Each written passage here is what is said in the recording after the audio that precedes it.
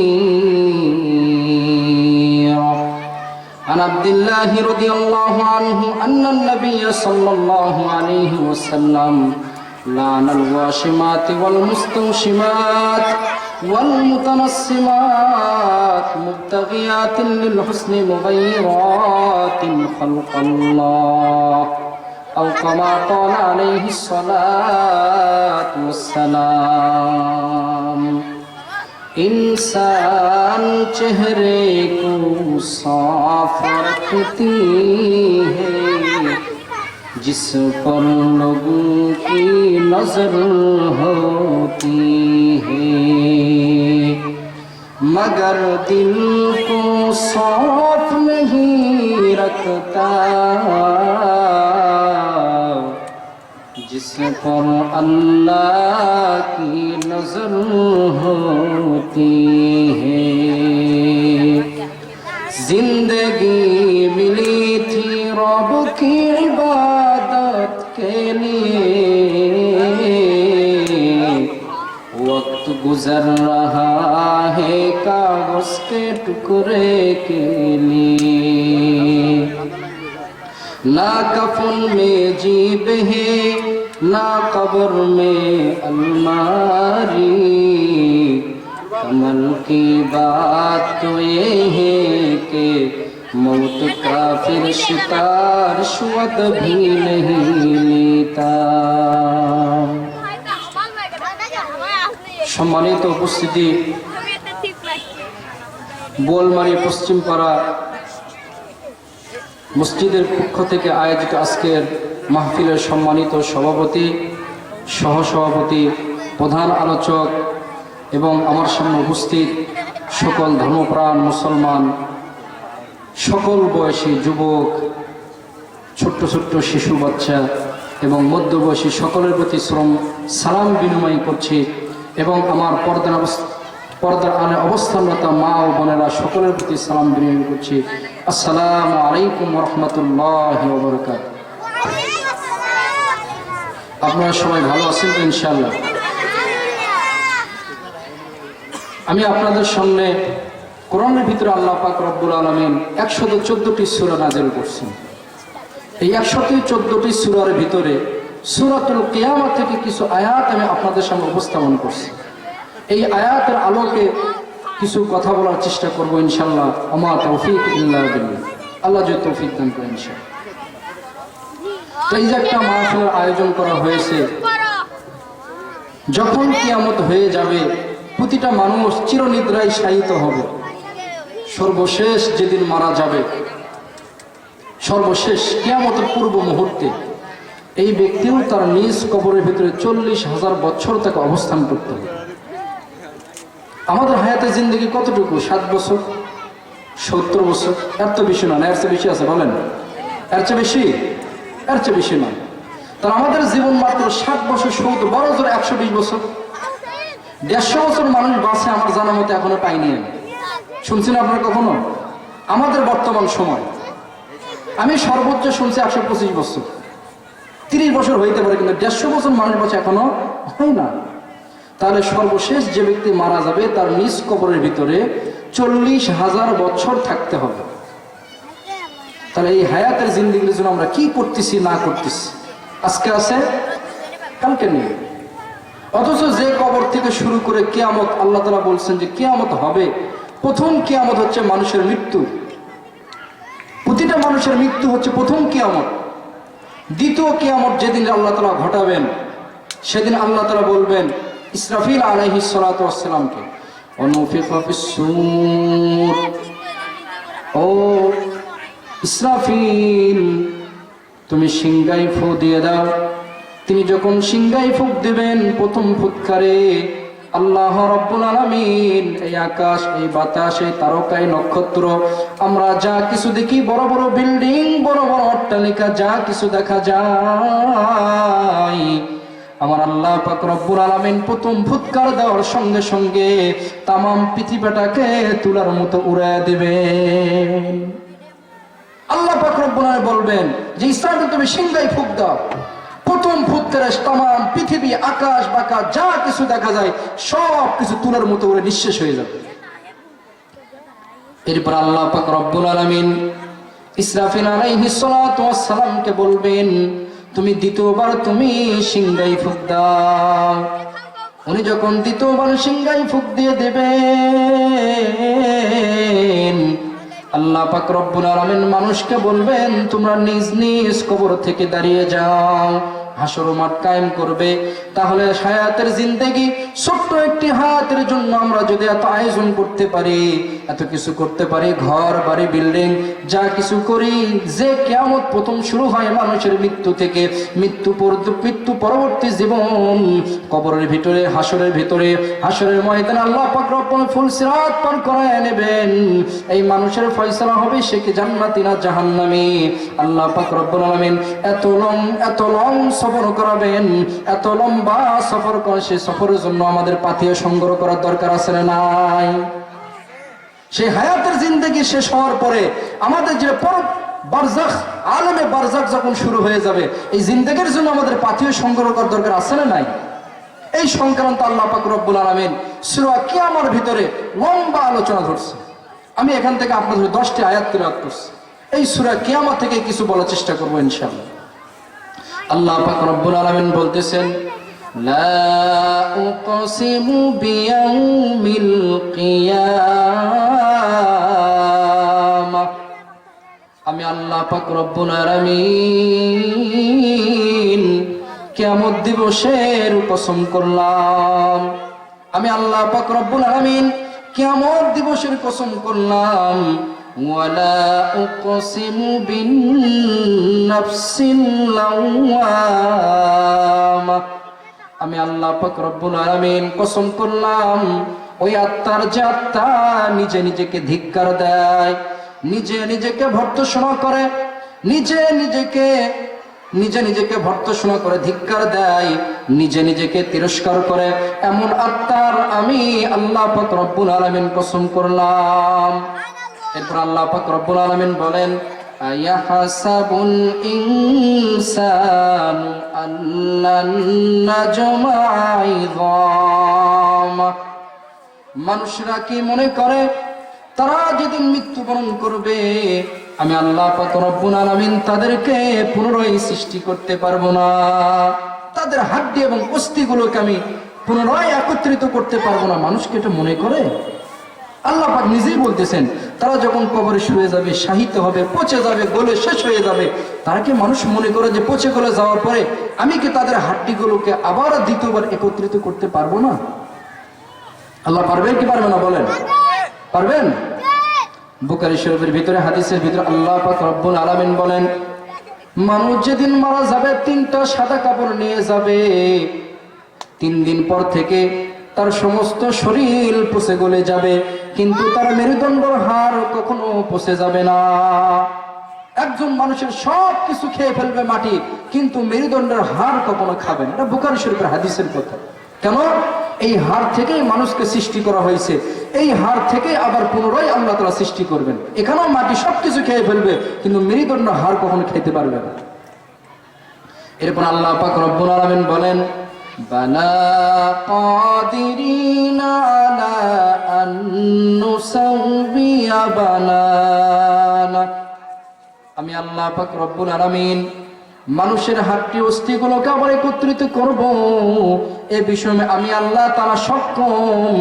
এমনকি আমি আল্লাহ পাক রব্বুল আলামিন প্রতিটা মানুষের যে আঙ্গুলের অগ্রভাগ আছে, বানানা শব্দের অর্থ অগ্রভাগ, আঙ্গুলের অগ্রভাগ পর্যন্ত আন-নুসাউবিয়া বানানা, প্রতিটা মানুষের আঙ্গুলের অগ্রভাগ পর্যন্ত আমি আল্লাহ পাক রব্বুল আলামিন পুনর্জীবিত করব, পুনর্বিন্যস্ত করব আমি আল্লাহ পাক রব্বুল আলামিন। আমি একটা মানুষ 3.5 হাত ছিলাম, আল্লাহ পাক রব্বুল আলামিন যখন দ্বিতীয়বার তৈরি করবেন, এমন হবে না আমার দেহটা 4 হাত হয়ে গেছে, এমন হবে না আমার দেহটা 3 হাত হয়ে গেছে, এক চুল বিন্দু পরিমাণ কম হবে না। আল্লাহ পাক রব্বুল বলতেছেন, তোমাকে যে অবয়ব দিয়ে আমি সৃষ্টি করেছিলাম, সেই পুনরায় অবয়ব দিয়ে তোমার অঙ্গুলের অগ্রভাগ পর্যন্ত পুনরায় জীবিত করবো, পুনর্বিন্যস্ত করবো, চুল পরিমাণে বেশি কম হবে না। এরপরে আল্লাহ পাক রব্বুল আলামিন বলেন বাল ইউরিদুল ইনসানু লিয়াফজুরা আমামা, বরং মানুষরা তাদের ভবিষ্যতের জিন্দেগিতেও তারা পাপাচার করতে চাবে। তারা যে অবস্থায় চলতেছে, এখন পাপ করতেছে, জিনা করতেছে, সুদ খাইতেছে, ঘুষ খাইতেছে, তারাও ভবিষ্যৎ জিন্দেগিতেও তারা এই সমস্ত লাগামহীন জিন্দেগি তারা পরিবেশন করতে চাবে। তার ভবিষ্যতেও পাপাচার করতে চাবে, তার কখনো ভালো হতে চাবে না। এটা মানুষের স্বভাব, আল্লাহ পাক রব্বুল বলে দিলেন। এরপর আল্লাহ পাক রব্বুল আলামিন বলেন ইয়াসআলু আইয়ানা ইয়াউমুল কিয়ামাহ, কিছু কিছু মানুষ থাকবে পৃথিবীতে যারা জিজ্ঞেস করবে কিয়ামত কবে হবে, কিয়ামত কি সত্য জিনিস নাকি এটা ভুয়া কথা, নাকি এটা মিথ্যা কথা। তারা কিয়ামত সংক্রান্ত তারা প্রশ্ন করবে যে কিয়ামত কবে হবে, এটা কি বাস্তব কিয়ামত বলতে কিছু আছে? আল্লাহ পাক রব্বুল বললেন যে মানুষ আপনাদেরকে, হে নবী, আপনাকে কিয়ামত সম্পর্কে জিজ্ঞেস করবে।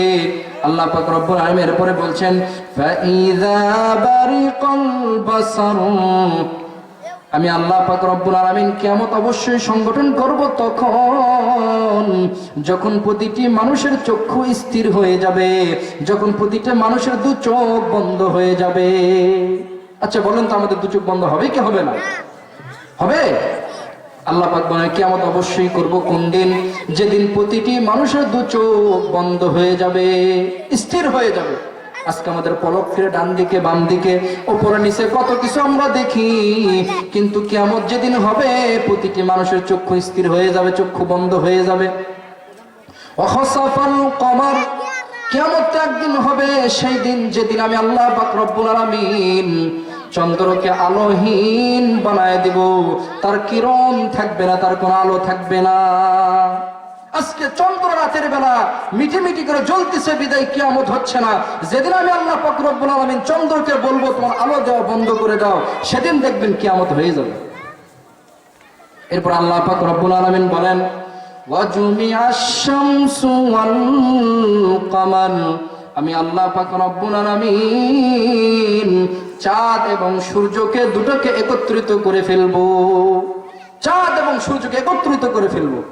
মুজাহিদ রহমাতুল্লাহ আলাইহি বলেন চাঁদ এবং সূর্যকে পরস্পর একাকার করার অর্থ হলো আল্লাহ পাক রব্বুল আলামিন চাঁদ এবং সূর্যকে একত্রিত করে ফেলবেন, সেদিন কিয়ামত হবে। আচ্ছা বলেন তো, যদি দিন আর রাত যদি এক হয়ে যায় তাহলে কি কোনো কিছু থাকবে? দিন রাত যেরকম একাকার হয়ে গেলে যেরকম কোনো কিছুই থাকে না, তা আল্লাহ পাক রব্বুল আলামিন বলতেছেন সূর্যের কাজ দিনের বেলা আলো দেওয়া, চন্দ্রের কাজ রাতের বেলা সে মিটি মিটি করে আলো দেয়। এই দুটো যেদিন একত্রিত হয়ে যাবে সেদিন আমি কিয়ামত করব, সেদিন কিয়ামত হবে।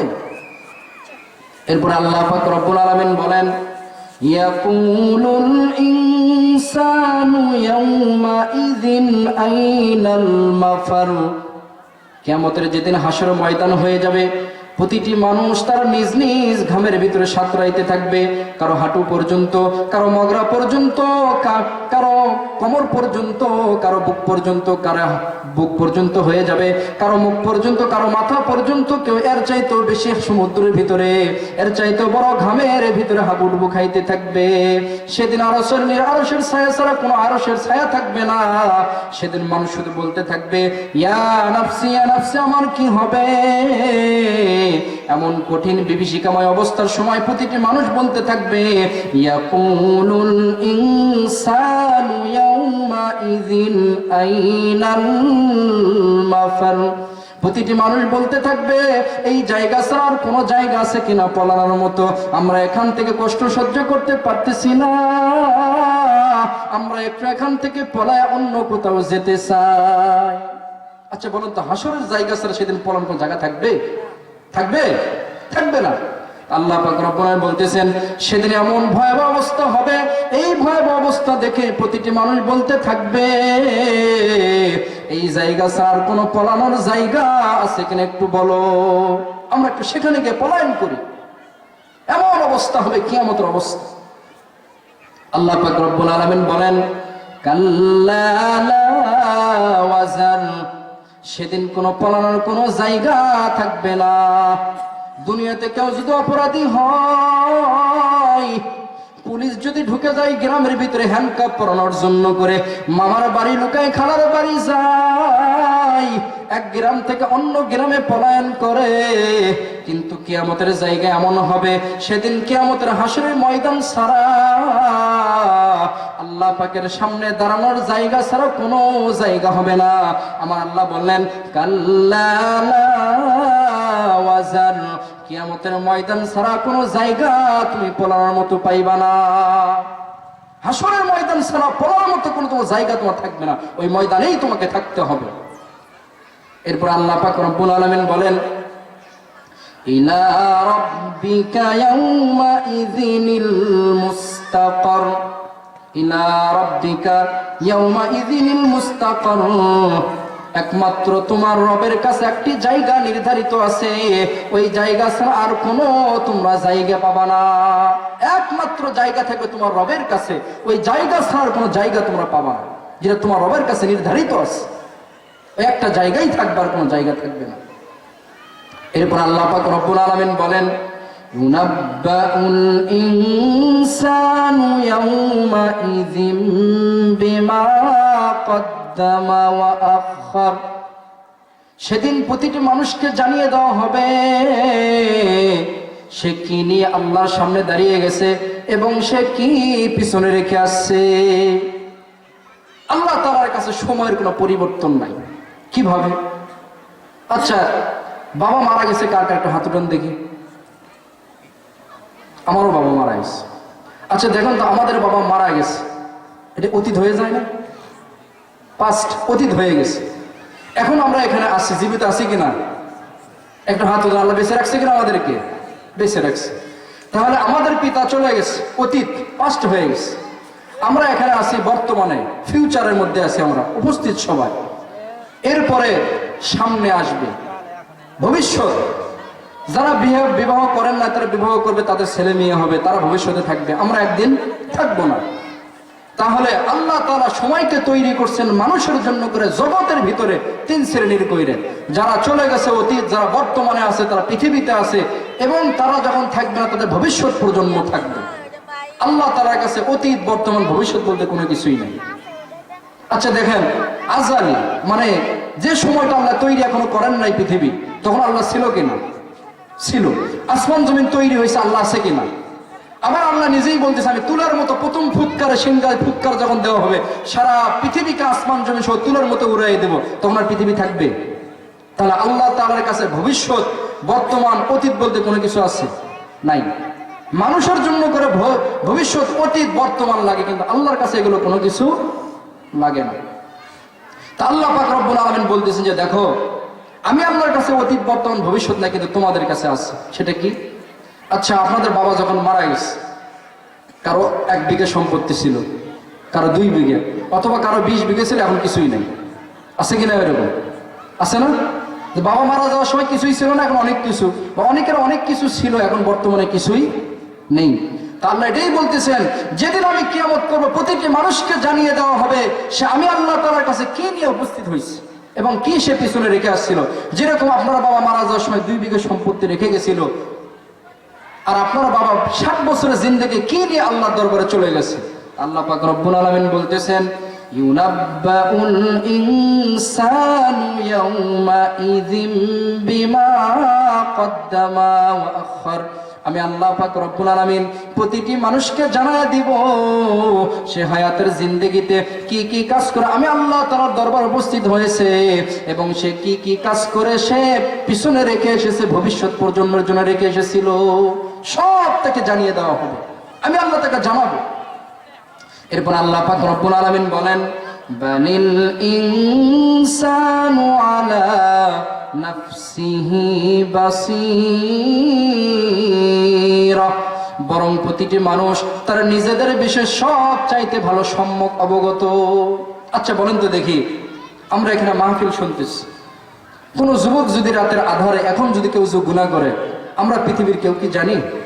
জানে কে? কে জানে? আল্লাহ জানে। ইন্নাল্লাহা আলিমুম বিযাতিস সুদূর, আমি মনে মনে বলতেছি অমুকের মেয়েটা বরং পরম সুন্দরী, যদি আমি তাকে বিবি হিসেবে পাইতাম। আমি মনে মনে বলতেছি যদি অমুককে সুযোগ পেয়ে যাই, তাকে একদিন দুনিয়া থেকে বিদায় করে দিব। পৃথিবীর কেউ কি জানে? জানে কে? কে জানে? আল্লাহ পাক রব্বুল আলামিন বলতেছেন ইন্নাল্লাহা আলিমুম বিযাতিস সুদূর। মানুষ মুখ দিয়ে বলে না, অন্তরে কি লালন করে, অন্তরে কি পোষণ করে, অন্তরের ভিতরে কি সে স্ক্রিন সাজায়, পৃথিবীর কেউ না জানে, আমি আল্লাহ রব্বুল আলামিন জানি। পৃথিবীর কেউ না জানে, আল্লাহ জানে।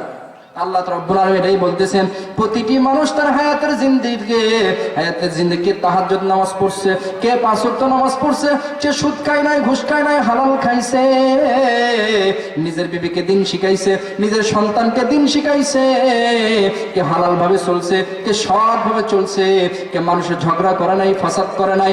এত সম্যক অবগত একমাত্র প্রতিটি মানুষ তার জীবন সম্পর্কে আমি রবের চাইতেও সে বেশি জানে। আমি রব তো জানি, আমি আল্লাহ তো জানি, প্রতিটি মানুষও জানে সে তার হায়াতের জিন্দেগি কি করতেছে। প্রতিটি মানুষ তার নিজের সম্পর্কে সম্যক অবগত যে আমি আমার 63 বছরের জিন্দেগিতে 100 বছরের জিন্দেগি কি করে আসছে, আমি কি আল্লাহকে রাজি খুশি করছি কি করি নাই, নবীর সুন্নাত তরিকা চলছে কি চলি নাই, আমি আল্লাহর অবাধ্য কামাই করছি কি করি নাই, আমি হালাল পথে ইনকাম করছি কি করি নাই, আমার সন্তানকে দিন শিক্ষা দিয়েছি কি দেই নাই। এটা প্রতিটি মানুষ তার সম্পর্কে সে ভালো জানে। এরপর আল্লাহ পাক রব্বুল আলামিন বলেন ওয়ালাউ আলকা মাযীরা। প্রতিটি মানুষের স্বভাব এমন যে প্রতিটি মানুষ অজুহাত পেশ করতে চাবে, অজুহাত পেশ করতে চাবে। যেরকম আজকে না গতকালকে রাত্রে আমার বিবিকে বলতেছি যে এক কাজ করো, বাচ্চাকে মাথায় কাপড় দিয়ে দুধ দাও, নতুন বাচ্চা হয়েছে, তাকে দুধ পান খান, মাথায় কাপড় দেওয়া ভালো। তখন সে বলতেছে যে ঠান্ডার কারণে 3-4 দিন গোসল করতে মাথাটা খুব গরম হয়ে গেছে, মাথার কাপড় মাথাটা আরো মনে হয় গরম বের হয়ে যেতেছে। আমি বললাম শোনো, যতই গরম বের হোক আর যা হোক, তুমি যে অবস্থা মারাও যা, তুমি শহীদে মৃত্যু, অর্থাৎ তুমি মাথায় কাপড় দাও। সে মাথায় কাপড় দিছে। তাহলে দেখেন আমি তাই খারাপ কথা বলে নাই, ভালো কথাই বলছি যে তুমি মাথায় কাপড় দিয়ে বাচ্চাকে দুধ খাওয়া ভালো হবে। সে অজুহাত পেশ করছে, আমার মাথাটা গরম হয়ে আছে, 3 দিন হলে গোসল করতে পারতেছে না, নতুন বাচ্চা হয়েছে, ঠান্ডার কারণে গোসল করতে পারতেছে না, মাথাটা গরম হয়ে আছে। আল্লাহ পাক রব্বুল আলামিন বলতেছেন ওয়ালাউ আলকা মাযীরা। আমি আল্লাহ পাক রব্বুল আলামিন প্রতিটি মানুষকে এমন ভাবে তৈরি করছি, একে যদি বলা হয় নামাজ পড়ো, কয় আমার প্যান্টটা পাক নাই, যদি বলা হয় নামাজ পড়ো, কয় হাঁটুর নিচে ধোয়া নাই, যদি বলা হয় নামাজ পড়ো, কয় ভাই বয়স হয় না, এখনো দাড়ি রাখি না, আজকে গোসল করি নাই, ভাই তুমি যাকাত দাও, আগামী মাসে আমাকে বিল্ডিং কিনতে হবে, 1 বিঘা সম্পত্তি কিনতে হবে, আমার বড় মেয়ের বিবাহ হবে, যাকাত দেই না। যদি বলা হয় ভাই তুমি হজ করো, সে বলে যে ভাই এখনো সময় হয় নাই, আমার এখনো সামনে বহু সময় আছে, মনে হয় এমন ভাবখানা দেখায় আল্লাহর কাছ থেকে সে 63 বছর জিন্দেগির হায়াত চাইয়া নিয়ে আসছে। প্রতিটি মানুষ অজুহাত পেশ করবে।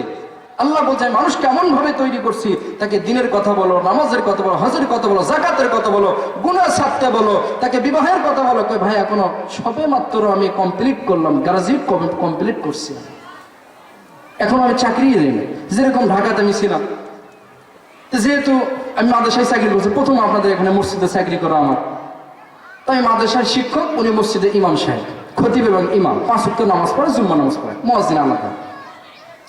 আমরা দুইজন একসাথে একই বিল্ডিং, শুধু মাঝখানে দরজা, এটা মসজিদ এটা মাদ্রাসা। তা আমাকে বলতেছে যে হুজুর আমাদের এখানে একজন ভদ্র মানুষ আছে, খুব মহব্বত করে, এখন উনি সভাপতি না সেক্রেটারি না ক্যাশিয়ার বা সাধারণ মুসল্লি যাই হোক হবে, আমার এটা আর মনে নাই। এখন বলতেছে যে হুজুর আমি আমার এই, উনি গল্প করতেছে আমি যখন নতুন নিয়ে ওকে তখন ওনার মেয়ের বয়স দেখছি আমি 14 থেকে 16 বছর, 14 বছর বা 16 বছর এমন কিছু হবে। এখন এখানে আমার চাকরি বয়স চলতেছে 17 বছর। আচ্ছা বলেন তো যদি 14 বছরও ধরি, 14 আর 17 কত হয়? হ্যাঁ 32 বছর, 31 বছর, 31 বছর। আচ্ছা এই 14 আর 17 বছর, 31 বছর বা 32 বছর যেটাই হোক, তো একদিন উনি বলতেছে হুজুরকে খুব মহব্বত করে, মাঝে মধ্যে শুক্রবার বৃহস্পতিবার বিকালে চা খাই, বাসায় নিয়ে যায়, যে হুজুর চলেন বাসায় যায়, চাও খাওয়া হবে, গল্প করা হবে। তো একদিন উনি বলতেছে হুজুর সাহস করে যে ভাই একটা কথা বলতাম, আপনার মেয়েকে আমি যখন আসি তখন দেখছি যে 14 বা 16 বছর বয়স, আমার এখানে চাকরির বয়স 17 বছর, তো আপনার মেয়েকে বিয়ে শাদী দেন না কেন? বিবাহের কি বয়স হয় না?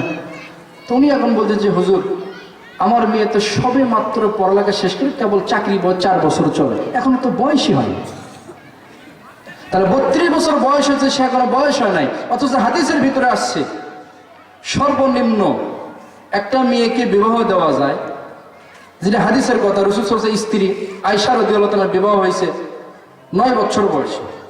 মানে শারীরিক মিলন যেটাকে বলা হয়, 7 বছরে বিয়ে হয়েছে, 9 বছরের শারীরিক মিলন। তো 9 বছর ধরি বা তার সাথে একটা আগিয়ে ধরি 12 বছর, তাহলে 12 বছরে যদি বিবাহ হয়, একটা বাচ্চা হাদিস এবং কোরআনের কথা সর্বনিম্ন 6 মাসে হয়। মধ্যম যেটা হয় 10 মাস 10 দিন। সর্বোচ্চ একটা বাচ্চা তার মায়ের পেটে 2.5 বছরে থাকতে পারে, 2.5 বছর। ইমাম শাফি রহমতুল্লাহ আলাইহি উনি ওনার মায়ের পেটে 2.5 বছর ছিলেন। তো কিভাবে হয়েছে? 2.5 বছর থাকার পরে উনি ওনার মামার ধর্ম, ওনার মামার ছিল হচ্ছে শাফি মাযহাব, না ইমাম তহাবী রহমতুল্লাহ আলাইহি ওনার মামা হচ্ছে শাফি রহমতুল্লাহ আলাইহি, মামা এবং ভাগিনা। তো উনি প্রথমে ওনার মামার মাযহাবে ছিল, শাফি মাযহাবে ছিল। তো তহাবী রহমতুল্লাহ আলাইহি একটা মাসালাকে কেন্দ্র করে হানাফি মাযহাবে চলে আসছে, শাফি মাযহাব ছেড়ে দিয়ে। সেটা হলো কি, তো ওনার মা উনি যখন ভূমিষ্ঠ হবে, ভূমিষ্ঠ হওয়ার আগেই ওনার মা মারা গেছে। এখন ওই সময় এখন তো হাত জোসার নাই, আমাদের সব কিছু ডাক্তারি চিকিৎসা মোতাবেক করতে হয়। আপনি হলো কম্পিউটার দিয়ে, কম্পিউটারে কি দেয় রিপোর্ট, এমআরআই করে রিপোর্ট কি দেয়, হাড় ভেঙে গেছে না যায় নাই, কলিজা ঠিক আছে না নাই, হাড় ঠিক আছে না নাই। মেশিন যদি কয়ে দেয় তা ডাক্তার বলতে পারে। আর আগেকার মেশিন লাগতো, ডাইরেক্ট মনে করেন যে এই বলতো, ডাক্তারের হাত ধরতো, উনি বলে দিতে পারতো যে আপনার জ্বর 100 ডিগ্রি আছে না 102 ডিগ্রি হয়ে গেছে। উনি এটা ধরলেই বুঝতে পারতো যে আসলে যে আপনার কলিজা কিডনি ঠিক আছে না নাই, হাত জোসান আগে ঠিক ছিল। তো ঠিক তদরূপ ওই সময় একজন যে বিজ্ঞ ডাক্তার, তাকে ডাকা হলো যে ভাই দেখেন তো, মা মারা গেছে কিন্তু বাচ্চা জীবিত আছে না মারা গেছে? বাচ্চা যদি মারা যায় তাহলে আমরা এই অবস্থায় দাফন করে দিব, আর যদি দেখেন যে বাচ্চা জীবিত আছে তাহলে আমরা বাচ্চা বের করার পদ্ধতি কি হবে? তো শাফি রহমতুল্লাহ মাযহাবের ভিতরে আছে, মা যদি মারা যায়, বাচ্চা জীবিত থাকে আর মারা যায়, মার সঙ্গে বাচ্চাকেও দাফন করে দিয়ে দেয়। আর হানাফি মাযহাবের মাসালা হচ্ছে, যদি ডাক্তার দ্বারা যদি বোঝা যায় যে বাচ্চা জীবিত আছে, তাহলে এখন আমরা যেটা বর্তমান করতেছি, মা জীবিত থাকতেই সিজার করে বাচ্চা বের করা। তো ওই সময় ফতোয়া বের হয়েছে যে বাচ্চা যদি জীবিত থাকে তাহলে আপনারা করবেন কি, বাচ্চার মার পেট কেটে বাচ্চাকে বের করবেন। আর যদি বোঝা যায় যে ডাক্তার যদি বলে দেয় যে বাচ্চা মারা গেছে, তাহলে বাচ্চা সহই দাফন করে দেবেন। তো ওই ডাক্তার এসে মার এইভাবে মার দেখা পরে বলতেছে যে দেখেন, মা এই মুহূর্তে মারা গেছে, বাচ্চা কিছু সময় বেঁচে থাকবে, এখনো বাচ্চা জীবিত আছে, আপনার পেট কেটে বের করতে পারবেন। ইমাম তহাবী রহমতুল্লাহ আলাইহি 2.5 বছর পরে মার পেট ফেরে ওনাকে বের করছে। উনি যখন বড় হয়ে গেল, তখন নিজের মামাকে প্রশ্ন করলেন যে মামা, আমি তো আপনার মাযহাবের ভিতরে ছিলাম, শাফি মাযহাবের ভিতরে, আজকে মাসালা দেখতেছি এখানে লেখা আছে যে যদি বাচ্চা যদি জীবিত থাকুক বা মারা যাক, মা যদি মারা যায় বাচ্চা সহ মাকে দাফন করে দাও। আর হানাফি মাযহাবের ভিতরে দেখি বাচ্চা যদি জীবিত থাকে ওই বাচ্চাকে পেট কেটে বের করে ফেলো, আর বাচ্চা যদি মার সঙ্গে মারা যায় বাচ্চাকে মার সঙ্গে দাফন করে দিয়ে দাও। আমি এই মাসালা মানতে পারলাম না, আজ থেকে আমি শাফি মাযহাব ছেড়ে দিয়ে হানাফি মাযহাবের ভিতরে চলে গেলাম। ইমাম তহাবী রহমতুল্লাহ আলাইহি মামার মাযহাব ছেড়ে দিয়ে উনি কোথায় চলে আসছে? আমাদের হানাফি মাযহাবের ভিতরে চলে আসছে। তো যেটা বলতে চাইছিলাম যে মানুষের স্বভাব সর্বদাই থাকবে যে তোমাকে যদি দিনের কাজ করার যদি বলতে হয় সে অজুহাত পেশ করবে, তাকে যদি গুনাহ ছাড়ার কথা বলা হয় সে অজুহাত পেশ করবে। প্রতিটি মানুষের স্বভাব হচ্ছে অজুহাত পেশ করা। আল্লাহ পাক রব্বুল এটাই জানিয়ে দিলেন যে মানুষকে যখনই কোনো কাজের কথা বলা হবে সে তো কোনো অজুহাত পেশ করবে, কিন্তু ফয়সালা হবে একদিন। সেদিন কোন দিন? কোন দিন ফয়সালা বলেন? হাসরের ময়দানে। হাসরের ময়দানে ফয়সালা হবে। এই জন্য কবি ইকবাল একটা কথা বলছেন, যেরকম ধরেন আজকে তো মনে করেন যে পরকীয়ার যুগ, ফেসবুক, মেসেঞ্জার, ইমো, হোয়াটসঅ্যাপ, কত কিছু আছে, বুঝুন নাই কথা।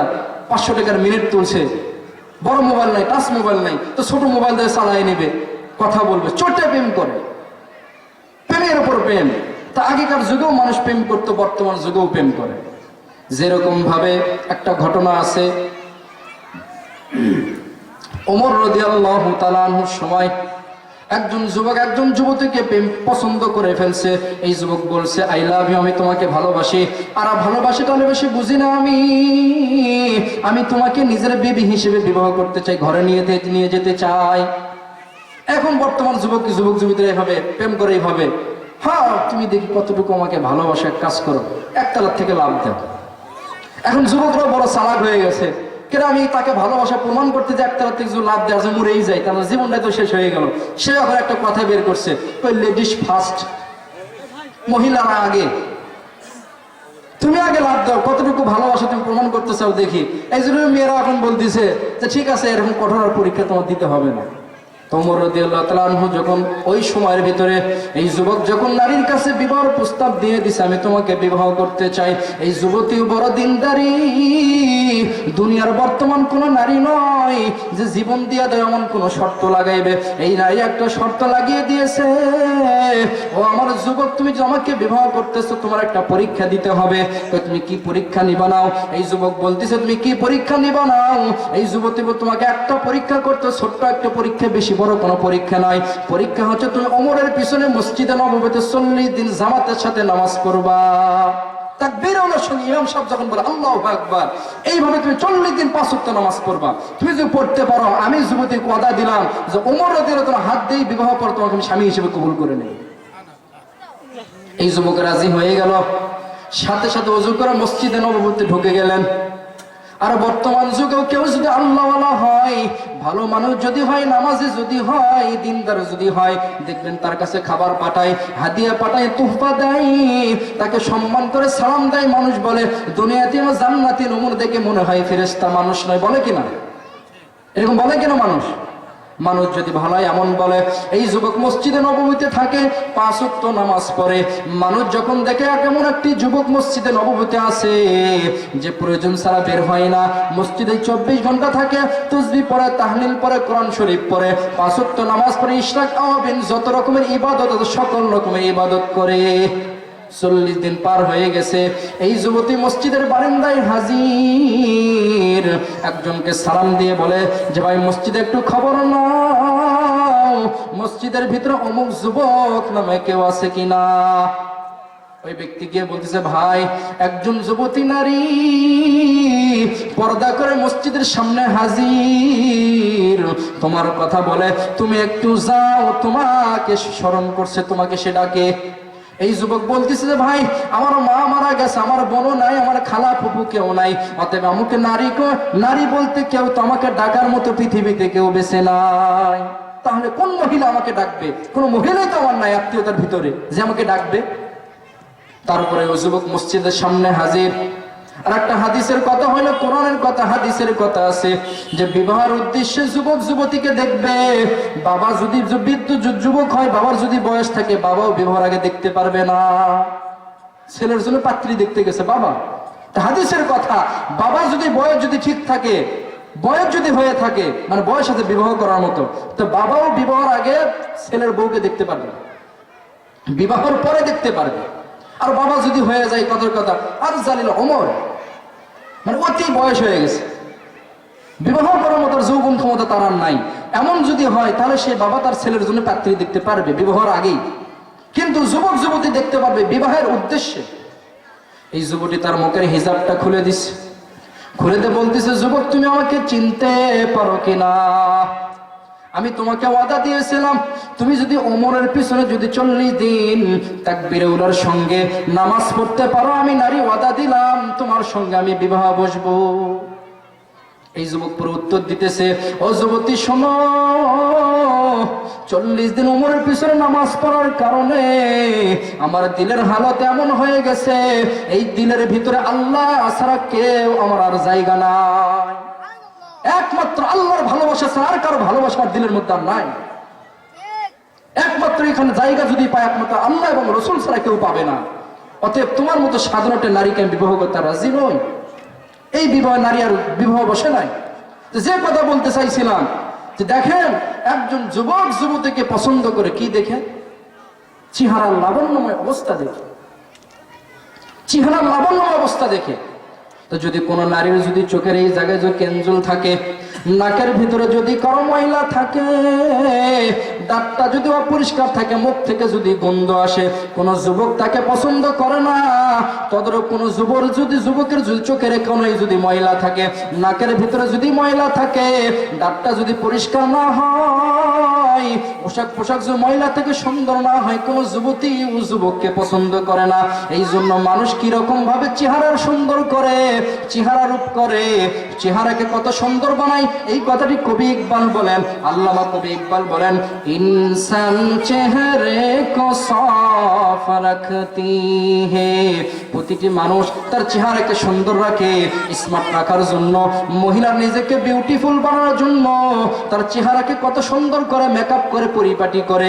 যুবক আয়নার ভিতরে 10 বার দেখে তার তার চেহারার ভিতরে দাড়ি গজাইছে কি গজাই নাই, এক সপ্তাহ হয়ে গেছে, পার হয়েছে না হয় না, ক্লিন শেভ করবে।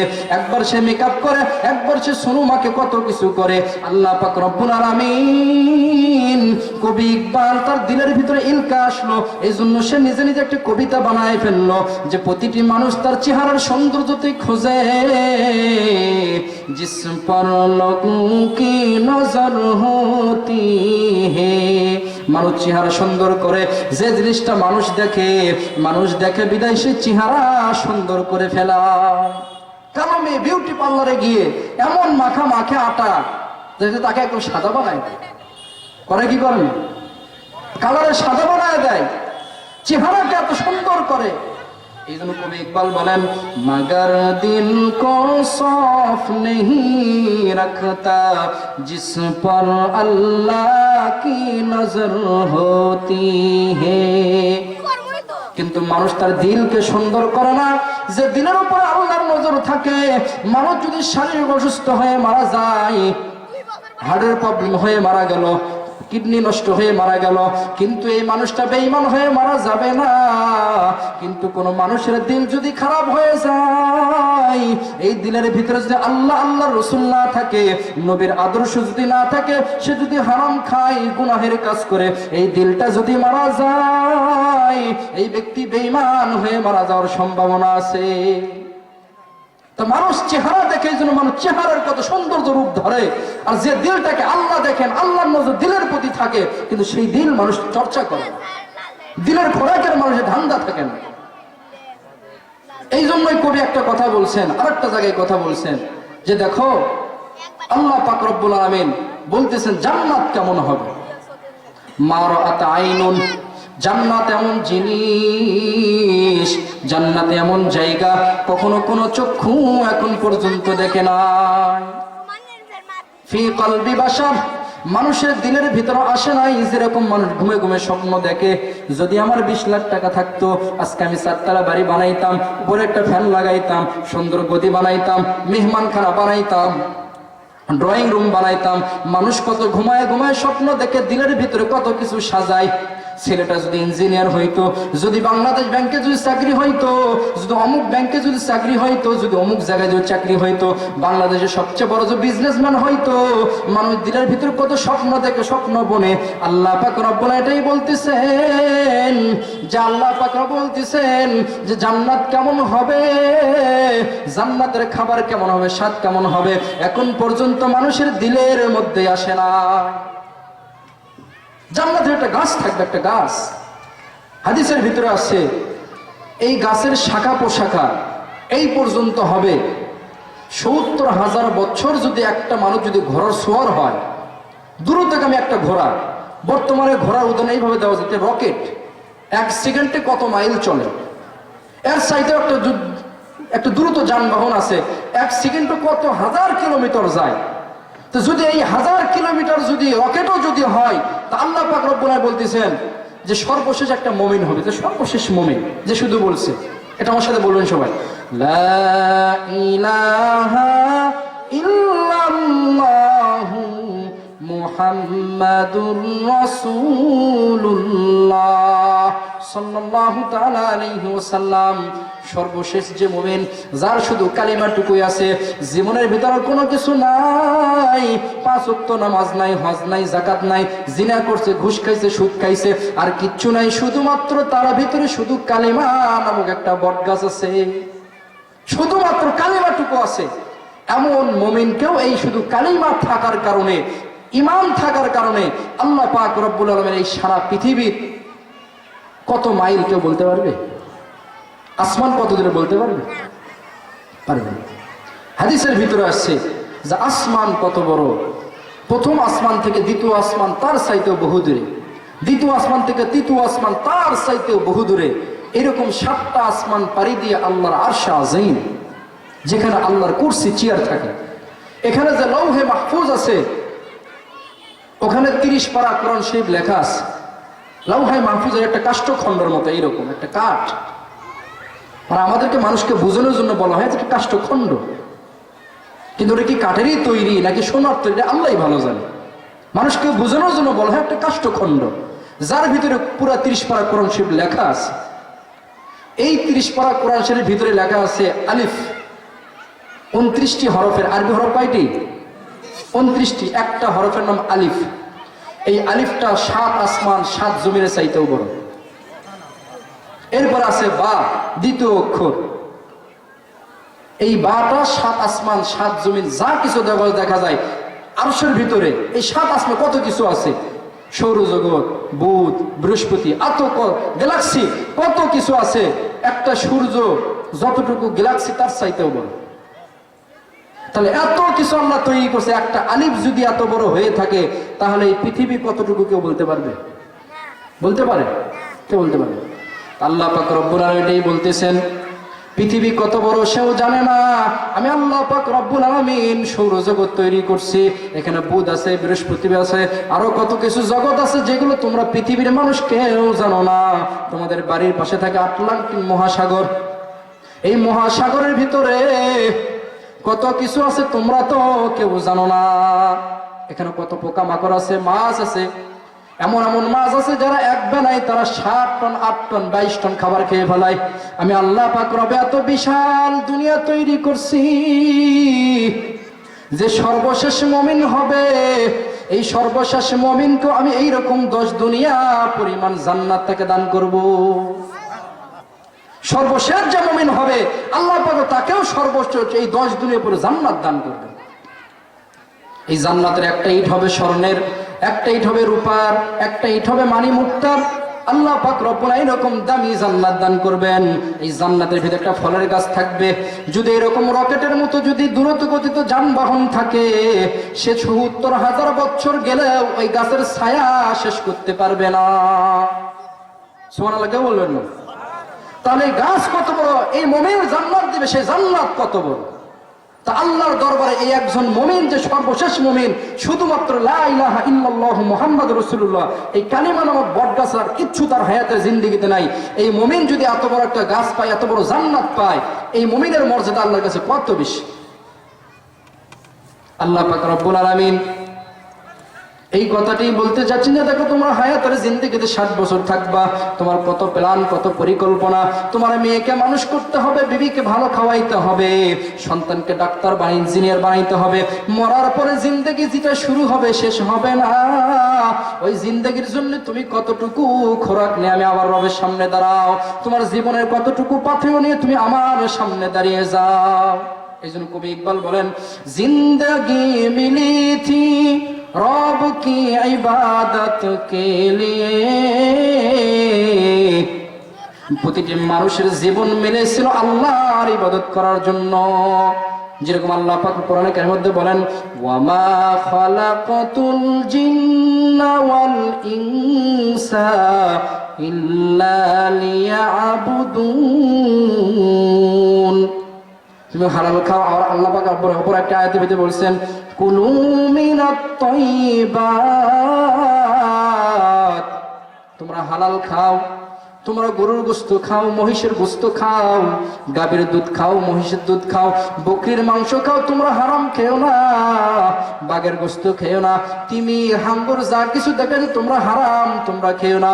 এই সমস্ত পবিত্র তোমরা খাবার খাও। বিনিময় কি? আমি মানুষকে পবিত্র এত নিয়ামত দিয়ে, এত কিছু দিয়ে সাজায় দিলাম, তারা হালাল খাবে, আমি রবের ইবাদত করবে। এই জন্যই মানুষকে পৃথিবীতে আমি পাঠিয়ে দিয়েছি। মানুষের জীবন মাকসাদ একটা হইতে হবে, আমি হালাল খাবো, হালাল করব। আমি হালাল খাবো, হালাল করবো, সবকিছু করব, আমার জীবনের টার্গেট একটা, আল্লাহকে রাজি খুশি করতে হবে, ইবাদত করতে হবে, আমার জান্নাত কামাই করতে হবে। এটাই হলো মানুষের জিন্দগির টার্গেট। এটাই আল্লাহ তাআলা কোরআনে আমাদের বলতেছেন। এই জন্য কবি বলেন, ওয়াক্ত গুজার রাহা হে কাগজ কে টুকরে কে লিয়ে। প্রতিটি মানুষ আল্লাহর ইবাদত ছেড়ে দিয়ে শুধু এমন ধান্দায় আছে, শুধু কাগজের কিছু টুকরা কামাই করবে, শুধু টাকা কামাই করবে, টাকা। প্রতিটি মানুষ নামাজ ছেড়ে দিয়ে, আল্লাহকে রাজি খুশি ছেড়ে দিয়ে শুধু টাকা কামাইয়ের পিছনে লেগে গেছে, শুধু টাকা কামাই, টাকা টাকা টাকা। এই জন্য কবি বলছেন যে মানুষের জীবন ছিল আল্লাহর ইবাদত করার জন্য, সেদিকে কারো ভ্রুক্ষেপ নাই। প্রতিটি মানুষের ধান্দা শুধু টাকা কামাই, টাকা কামাই, টাকা কামাই। এই জন্য কবি বলেন, না কাফন মে জীব হে না কবর মে আলমারি। কবর এমন জায়গা যে কবরের শুধু 3টা সাদা কাপড় থাকবে। মহিলা যদি হয় 5টা সাদা কাপড় নিয়ে যাবে, সাদা কাপড়ের ভিতরে কখনো কোনো পকেট হবে না। আচ্ছা বলেন তো, প্রত্যেকটা মুদ্রার সাথে 3 টাকা পকেট থাকে? থাকে? নাই। কাপড়ের মধ্যে পকেট হবে না। না কবর মে আলমারি। মানুষ খাটে ঘুমানোর জন্য ওকে 1 লাখ টাকা দিয়ে ব্র্যান্ডের খাট কিনে নিয়ে আসে, সুন্দর ঘুমের জন্য করে বড় একটা কোম্পানি থেকে শীতের পোশাক সে প্রোডাক্ট সে নিয়ে আসে, ভালো শীতের মধ্যে থাকার জন্য। তো মানুষের বসবাস করার জন্য খাটের প্রয়োজন, আলমারির প্রয়োজন, কত কিছুর প্রয়োজন হয়। কবর এমন একটি জায়গা যেখানে তুমি বিছানাও পাইবা না, আলমারি তো দূরেই থাকলো। আছে কেউ বিছানা পাবে, বালিশ পাবে? এই জন্য কবি ইকবাল বলেন, কামাল কি বাত তো ইয়ে হে কে। বড় মজাদার ব্যাপার হলো, মৌত কা ফেরেশতার স্বাদ ভি নেহি লেতা।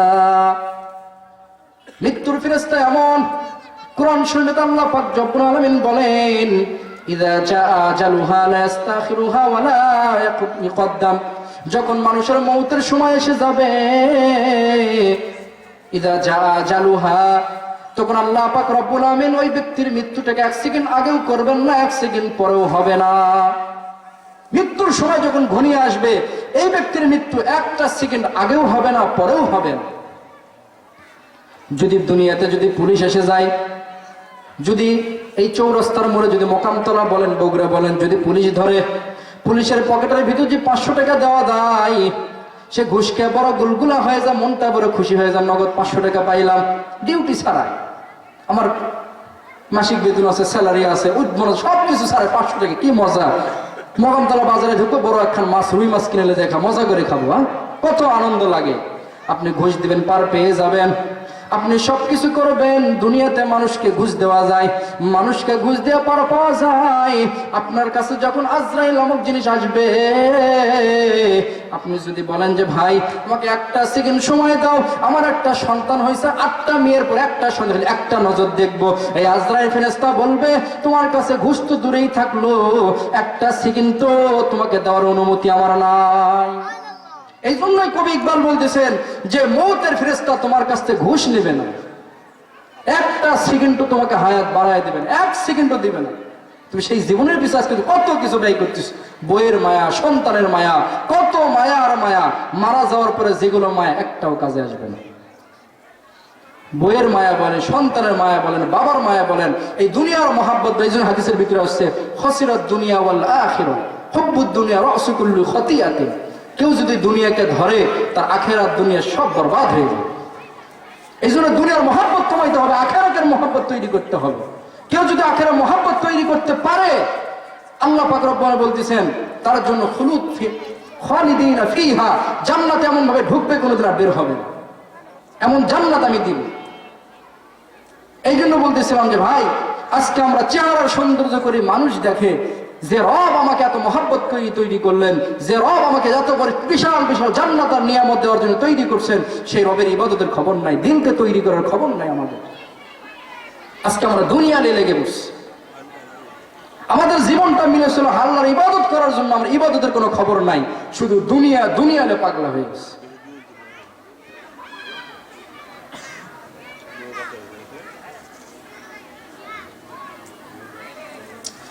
যাক, বক্তা আসার আগে আর কিছু কথা শুনবেন তো আপনার ইনশাল্লাহ? ধৈর্য আছে না আপনাদের? দ্বিতীয় বক্তা আসার আগ পর্যন্ত যতটুকু সময় আমার হাতে মিলে আমি কথা বলতে থাকবো ইনশাল্লাহ। এখন আসেন, আমি হাদিস থেকে কিছু কথা বলছি। যেহেতু চেহারা সৌন্দর্যের কথা আসছে, তাই না? যুবকরাও করে, আজকে মা বোনরা তো বেশি করে। আমার এক রিলেটিভ আত্মীয় আছে, আমি তার ওয়াইফের কথা শুনছি, বগুড়াতে থাকে। সপ্তাহে 2 দিন কি 3 দিন সে বিউটি পার্লারে যাইত। মানে একদিন যেটা করে আসছিল কোনো মধ্যে 2 দিন চালায় নিত, 2 দিন বা 3 দিন, তৃতীয় দিন আবার চলে যাইত। আজকে এমন অবস্থা হয়েছে, নুন আনতে পান্তা ভরিতেছে, পান্তা আনতে নুন ভরিতেছে।